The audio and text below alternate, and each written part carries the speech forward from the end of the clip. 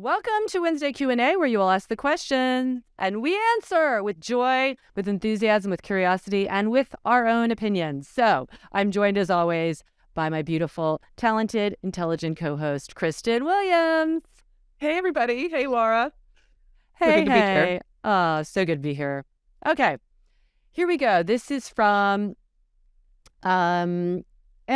Hi, Laura and Kristen. Adore you both. Love Lit and podcast. I feel like I'm surrounded by inert people. My husband, my family, my coworkers. I'm not a teacher, but want to ask how to encourage others in your life to get off their bums and move. Signed, frustrated, and concerned for humanity. So cute. Oh my gosh. You're not alone. Not You're not alone. alone, Emma. Oh my gosh. Well, it's hard when, it sounds like you've been practicing lit, you feel the joy of it, and it's hard when you're doing something, whether it's this or you're, biking and swimming or on a soccer, whatever it is, and other people in your life, especially in your kind of inner circle is what it sounds like, are not doing it, because you can feel the different in energy. Like if I'm around Kristen, it's like we multiply our energy, But if I was around somebody who is really kind of inert, like you're describing, it would be more of a pull for me.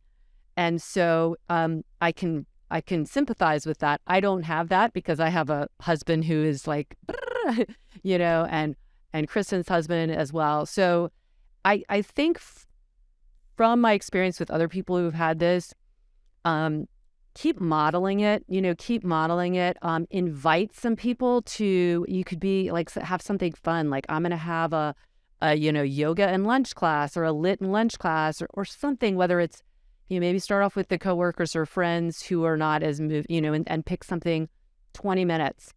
I find this when I have been working in corporate settings, there's so many people from all ages, let me tell you, young people as well, who just haven't been moving enough. And so starting off small, like small little doses, because then they'll feel a little bit different. They'll feel that little bit of energy that you have. And that is something they'll want to come back. What we don't want to do, whether it's your husband or your coworker, is wrangle them in with any kind of pressure and then have them feel really unsuccessful, because that's like a double whammy. So I think just figure out a way maybe of like making it a fun event.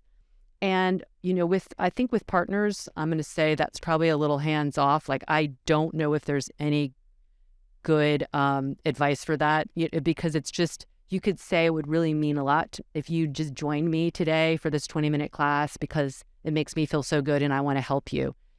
I think if it's like that kind of invitation, it can be really lovely. And don't give up, because we have seen this time and time again, people whose partners have watched them for months, if not years, and then suddenly decide they're interested. So it can be like the buildup can be a while. So I think modeling it is really important. And then maybe having some fun around it where you have like some kind of like get together. That would be, or do it in the office. Yeah, no, I agree completely. You got to start small, because people really get discouraged and don't understand coming out of the gate how, like we understand the importance of feeling confused and then growing and, like the benefit of that.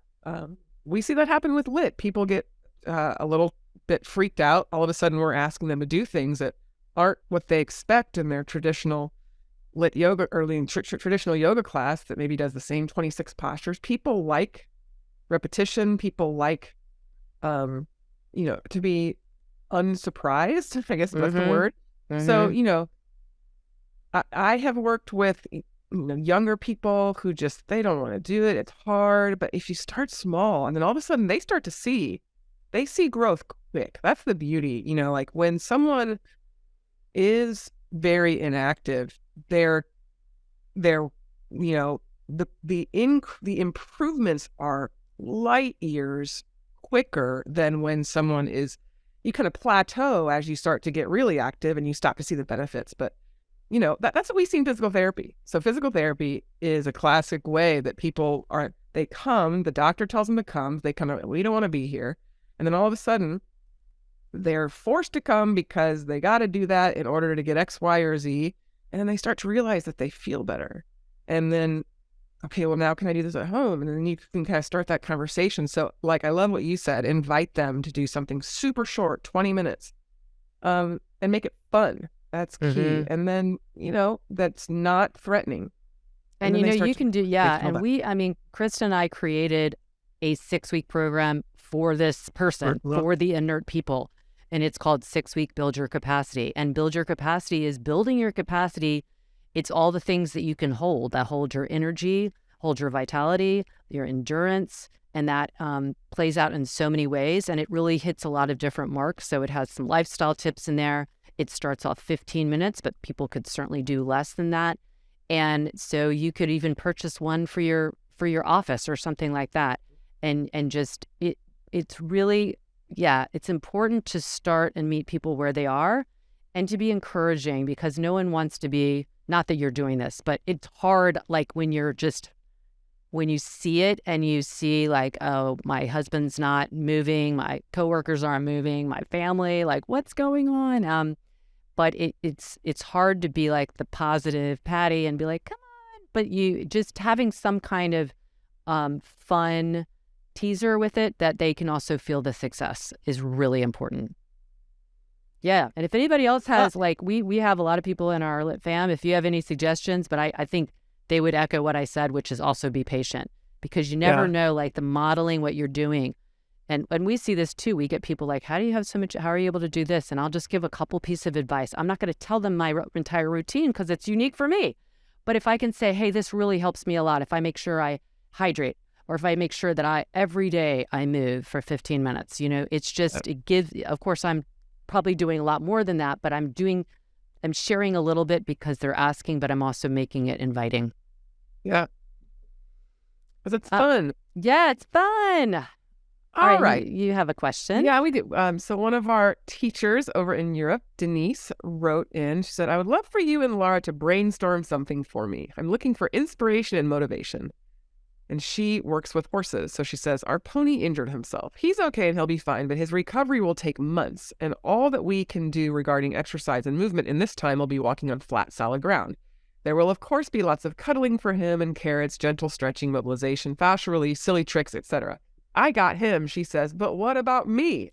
I need to substitute our regular movement, which is riding, walking, running together on varied ground for me. I want to be ready when he comes back from his injury. I estimate that we'll slowly start back mid-June again. I want to use this time to explore and improve across the movement spectrum. His injury frees up two of my resources, time and energy. No planning for his training, take care of him, etc., etc. So what do I do? Both specific suggestions and general advice are welcome, and have fun with it. I have lots of ideas, but I know that you'll have excellent advice, and I'm looking forward to your perspective. I love this question. I do too. Well, we have Yeah. always had a lot of equestrians who Mm-hmm. love Lit, and they usually, they're always up front, like, I'm doing this to help my riding. Like, this is all about the riding. So continue with that. And like, I think that, speaking of build your capacity, we have a bridge series that's on the site, and you just type in bridge for the search. Those are awesome, because that's going to be giving you, there's a mobility, there's a stretch, there's a high intensity training, so you can keep your heart rate up, but they're all about 15 to 20 minutes. So I would definitely utilize that section. And I also, just thinking outside the box, postnatal series is so amazing. Doesn't matter if you're a female, ever had a baby, etc., because it's great for the pelvis core integration, which is so, I've recommended this to, dressage riders, regular horseback riders, because that kind of feeling that you want to have of being connected to the horse is it really that helps so much. All the prenatal, it's the postnatal series. So those are the two that I would really recommend.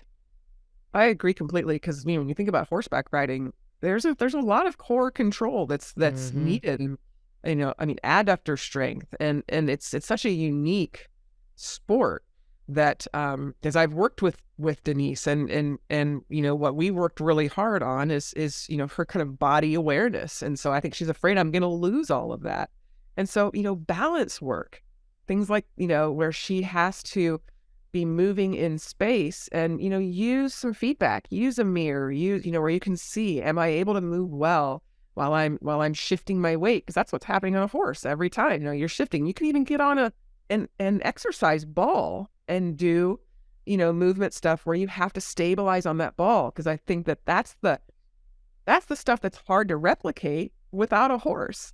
Yeah. It's a lot of that balance and core control. The and I chair, I actually think, have a yeah. ball video The on ball there. video, you have a ball video. Not Maria's chair stuff, which is amazing, but I created 3 or 4 chair classes that are really great for mobility, strength, and they're fun. They're just different. They'll be, so I think again, just to keep you energized and, curious when you're having to be patient is really important. And a lot of times when people can't do their thing, they have to do something else, they'll come back and actually you'll have a renewed sense of like connection. We see this when people have been injured and instead of running, they have to swim or they have to do like cross training, and then they come back and their running's even better after an injury because they've done cross training. So yeah, I would think of that as cross training. So I love the ball idea because that is going to be more of a kind of simulation. Yeah. Okay, we have another question from Sarah. I love LIT and the podcast. I feel so much better after 10 months of LIT. My chronic neck and back pain is gone. My question is that I notice when I go to in-person classes, whether it's yoga, Pilates, strength training, I tend to get a little bit of the pain again afterwards. So is this in my head or how do I deal with this? Up my LIT to 4 times a week. I'm currently doing 2 to 3 times a week. I will do whatever, would be fine with more LIT, but was just thinking I needed to add more different classes in my routine, but maybe not, ? Second guessing it. You're the best. We'll follow you anywhere and anything you tell me with lots of love and gratitude. Very sweet. I love that. I mean, yeah. I don't think there's anything wrong with, cross training like she's doing, what I would recommend, Sarah, is, do some sort of a reset before you do this. That's what I do every time because my husband and I, whenever we travel, I get excited. I like to go to other yoga studios just to see what are other people doing, what is firing people up. And I am 9 times out of 10 appalled by how lack of preparation there is. And so I just learn that we get there early. Both my husband and I, we sit there. People look at us like we're crazy because we're doing our stabilizer abs. I'm doing dolphin. We're doing a wrist prep. I don't do down there on the wall. That would be weird. But, I'm definitely doing a solid 10-minute reset before. And that has been my method of then, doing other types of yoga without hurting myself because I'm ready for it. And then I also modify, and I will look around the room. We were at down in Kentucky and we went to one and all the cues to look up toward your hand and to get down to the floor. I don't do it and I'm okay with that. I don't bring my thigh parallel in a high crescent lunge or a warrior. And people, it's funny because they look at me like, because then I'll be on my hands and they're, holy crap, she's really strong. But then I'm not doing these deep poses. And I think I definitely present like we don't understand what is she thinking? So modify and then reset. What else do you say, Laura? I totally agree. And, the other thing I would say is don't think that you have to do other things unless you want to do other things. Like if you enjoy them, do exactly what Kristen said. Just make sure you add a little bit more element. And then, and sometimes this is more challenging, especially in a group class, but feel comfortable, doing what you feel is right for your body as opposed to maybe what is instructed. But if you want to amp up and do, 3 to 4 times a week and then do one other class, I would say play around with kind of the formula. I think we all figure out a little bit of a recipe that works for us.